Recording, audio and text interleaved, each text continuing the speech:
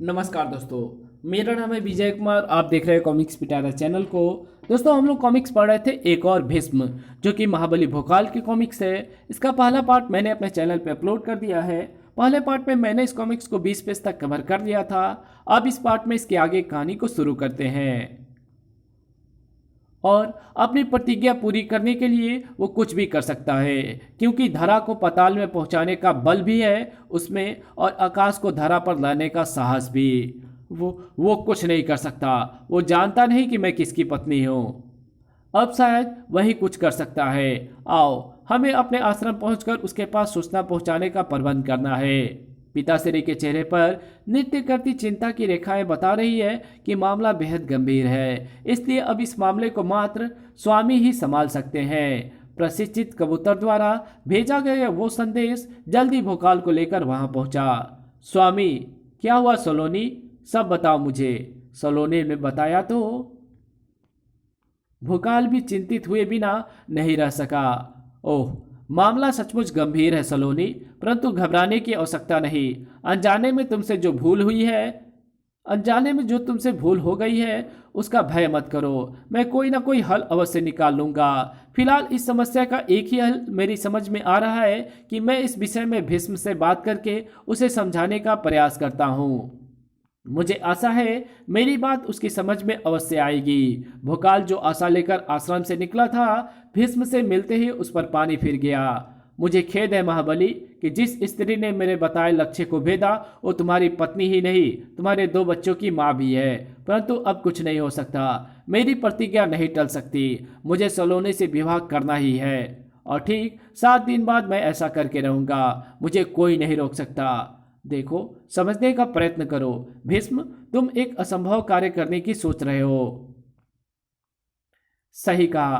तुम्हारी पत्नी को अपनी अर्धांगिनी बनाने के प्रतिज्ञा को पूरा करना वास्तव में एक असंभव कार्य है, परंतु जिसके बाजुओं में बल हो, जिसके सीने में मृत्यु को भी राख कर देने की अग्नि भरी हो, वो हर असंभव कार्य को संभव कर सकता है। देखना भोकाल, ठीक 7 दिन बाद मैं भी इस असंभव कार्य को संभव कर दिखाऊंगा। तब तक मैं पूरी करूंगा विवाह से पहले की सभी रस्में। भोकाल कुछ कह पाता उससे पहले वहां से चला गया भीष्म। भोकाल को खाली हाथ वापस लौटना पड़ा। वो पागल कुछ समझने को तैयार ही नहीं है। उसके चेहरे पर नाचती दृढ़ता बता रही है कि वो अपनी प्रतिज्ञा पूरी करने के लिए कुछ भी कर सकता है। मुझे उसकी तरफ से की जाने वाली हर गतिविधि के लिए तैयार रहना होगा और उसके लिए मुझे कुछ दिनों तक ऋषि अखिलेश के आश्रम में ही रहना होगा। अगले ही दिन हम पांडुंगा कबीले से आए हैं। हमारे कबीले के रस्मानुसार विवाह से 6 दिन पहले वर पक्ष की तरफ से वधु को वस्त्र और गहने भेंट किए जाते हैं। हमें ये भेंट सलोनी जी तक पहुंचानी है। कृपया हमें आश्रम में प्रवेश की अनुमति दीजिए। तुम आश्रम में प्रवेश नहीं कर सकते। वापस लौट जाओ। इस तरह भेंट लेकर वापस लौट जाना हमारे कबीले की परंपरा के विरुद्ध है। कृपया विवाद ना कीजिए, हमें अंदर जाने दीजिए। विवाद हम नहीं, तुम कर रहे हो। वापस लौट जाओ। इस बार एक शिष्य के मुंह से ये सब निकले ही थे कि पाडुंगा कबीले वालों के हथियार बाहर निकल आए। हम ये भेंटें सलोनी जी तक पहुंचाने आए हैं, तो ये उन तक पहुंच कर ही रहेगी। फिर चाहे हमें इन्हें लेकर तुम्हारी लाशों के ऊपर से ही क्यों ना गुजरना पड़े। वार करने के लिए कई हथियार उठे लेकिन नीचे ना आ पाए। टनाक! कमंडल थामने वाले हाथों को हथियारों का जोर दिखाना बेकार है। तुम्हारे हथियारों के तेज को परखने के लिए मैं यहां मौजूद हूं। महाबली भोकाल, उस मूर्ख भीष्म की बातों में फंसकर तुमने यहां आने की जो भूल की है, मैं तुम्हें उसे सुधारने का एक अवसर और देता हूं। वापस लौट जाओ, इसी में तुम्हारी भलाई है। इस भेंट के ले जाने वाले अपने प्राण देकर भी भेंट को होने वाली वधु तक पहुंचाने का वचन देकर निकलते हैं, और पाडुंगावासी अपने वचन की रक्षा के लिए प्राण दे भी सकते हैं और प्राण ले भी सकते हैं। तुम्हें अपने प्राण देने का शौक हो सकता है, लेकिन मुझे तुम जैसे भटके हुए के प्राण लेने का कोई शौक नहीं। टनाक! लेकिन तुम भटके होने के साथ साथ बिगड़े हुए भी हो, इसलिए तुम्हें सबक सिखाना ही होगा। ओह, बहुत फुर्ती भरी है इन लड़ाकों में। पडुंगा कबीले के वे योद्धा न सिर्फ बला की फुर्ती के मालिक थे, बल्कि गजब के लड़ाके भी थे। धड़ाक। लेकिन इसका क्या किया जाए कि उनका मुकाबला उस महाबली से था। खटा खट, जिसके सामने उनकी औकात तूफान के सामने तिनके के समान थी। आ ज्यादा देर नहीं लगी उन्हें धराशायी होने में। तुम्हें जीवित छोड़कर मैं तुम्हारे कबीले के सर्वश्रेष्ठ वीर भीष्म को तुम्हें जीवन की भेंट दे रहा हूं। तुम्हें जीवित छोड़कर मैं तुम्हारे कबीले के सर्वश्रेष्ठ वीर भीष्म को तुम्हारे जीवन की भेंट दे रहा हूं। कह देना उस घमंडी से, अगर मैं चाहता तो जिन थालों में तुम सलोने के लिए भेंट लेकर आए, उन्हीं में मैं तुम्हारे कटे सिरों को रखकर उन्हें भेंट स्वरूप वापस भेज सकता था। भोकाल के पराक्रम से भेंट वापस लौट गई थी। इस बात से भीष्म के क्रोध के ज्वालामुखी को भड़का दिया। अपशकुन, घोर अपशकुन। भेंट को वापस आ जाना बहुत बड़ा अपशकुन माना जाता है तांत्रिक बाबा। इस अपशकुन के जिम्मेदार भोकाल को मैं जीवित नहीं छोड़ूंगा।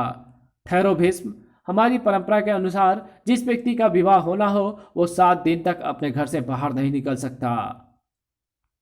7 दिन से पहले तुम भी यहां से बाहर नहीं निकल सकते। लेकिन अगर मैं बाहर नहीं निकला तो उस अपशकुन करने वाले भोकाल का क्या होगा? उससे निपटने का उपाय हमने सोच लिया है, और वो उपाय है क्रूर टेसु। क्रूर टेसु? हाँ, क्रूर टेसु। सदियों से हमारे कबीले की ये परंपरा रही है कि अगर वधु पक्ष वाले हमारी प्रथम भेंट स्वीकार नहीं करते तो उसे दूसरी भेंट के रूप में ये क्रूर टेसु भेजा जाता है। और क्रूर टेसु भेंट में भेजने का अर्थ तुम जानते ही हो। क्रूर टेसु की भेंट को जो अस्वीकार करते हैं, क्रूर टेसु उन्हें स्वयं ही दंड दे देता है। हम इस क्रूर टेसु को आज ही ऋषि अखिलेश के यहाँ पहुंचाने का प्रबंध करते हैं। क्रूर टेसु नामक वो लकड़ी का छोटा सा पुतला जल्द ही ऋषि अखिलेश के आश्रम तक पहुंचा। क्या है ये? क्रूर टेसु की प्रतिमा, वर पक्ष की तरह से वधु पक्ष को दूसरी भेंट। ऐसे ही हमारे कबीले की परंपरा है। भोकाल का क्रोध भड़क उठा। लगता है उस दुष्ट भीष्म के साथ साथ काल तुम्हारे सारे कबीले पर मंडरा रहा है। चले जाओ यहां से, वरना इस प्रतिमा की तरह तुम्हारी गर्दन भी जमीन पर पड़ी नजर आएगी। तुरंत ही चीखता हुआ भाग खड़ा हुआ वो कबीलावासी। तुमने इस भेंट को अस्वीकार करके अच्छा नहीं किया। अब तुम सब पर टूटेगा क्रूर टेसु का कहर। क्रूर टेसु का कहर? भोकाल अभी भयभीत होकर भाग खड़े हुए उस कबीलेवासी की बातों का मतलब समझने की कोशिश कर रहा था कि तभी अचानक पीछे से हुए उस बार ने उसके शरीर के सभी जोड़ों को हिला डाला। धड़ाक। और उस समय तो उसका संपूर्ण अस्तित्व हिलकर रह गया जब उसे नजर आया वो वार करने वाला। आश्चर्य से खुले उसके मुंह से निकला एक ही नाम, क्रूर टेसु। सचमुच क्रूर टेसु ही था वो, जो उस छोटी सी लकड़ी की प्रतिमा से निकलकर भोकाल के सामने आ खड़ा हुआ था उसके इनकार का दंड देने के लिए। और क्रूर टेसु से भोकाल को दंड स्वरूप एक ही चीज मिलने वाली थी, मौत, सिर्फ मौत। और उसके वारों से तिनके की तरह उड़ता भोकाल का शरीर दर्शा रहा था कि आज काल को जीतना है। और धड़ाक, भोकाल को अपनी जिंदगी हारनी है। धड़। और भोकाल की हालत बता रही थी कि आज उसकी यह हार होने जा रही थी कि अचानक भोकाल की तरफ बढ़ते क्रूर टेसु नामक उस काल के कदमों को भोकाल की उस बाढ़ ने रोक लिया। कि अचानक भोकाल की तरफ बढ़ते क्रूर टेसु नामक उस काल के कदमों को बाणों की उस बाढ़ ने रोक लिया। और बाणों की वो बाढ़ ऋषि अखिलेश के हाथों में थमे धनुष बाण से छूटी थी। यहां विनाश मचाने की जो इच्छा लेकर तू आया है उसे हम कभी पूरा नहीं होने देंगे। खच खच। इस बार ऋषि अखिलेश द्वारा छोड़े गए बाणों ने क्रूर टेसु के हाथों में थमे हथियार को अपना निशाना बनाया। लेकिन ऋषि अखिलेश को क्या मालूम था कि इसके हाथों से हथियार छुड़ाकर उन्होंने खुद ही एक मुसीबत को दावत दे दी है। क्रूर टेसु के चारों हाथ आश्चर्यजनक ढंग से भीषण हथियार में बदल चुके थे। और अब ये हथियार न सिर्फ अपनी तरफ बढ़ने वाले बाणों को काट रहे थे, बल्कि बाणों को छोड़ने वाले को भी काटने को उतारू थे। साए। उफ। और अपने उस प्रयास में वे हथियार सफल होने जा रहे थे कि कौन पड़ी वो बिजली। भूकाल! काल के सामने आ खड़ा हुआ था वो काल को ललकारने वाला। भोकाल के होते तो निर्दोष लहू की एक बूंद भी धरा पर नहीं गिरा सकता। यहाँ की धरा का सीना मात्र तेरे ही लहू से सरोबार होगा। यहाँ की धरा का सीना मात्र तेरे लहू से ही सरोबार होगा, और ऐसा कुछ ही क्षणों में हो जाएगा। उफ!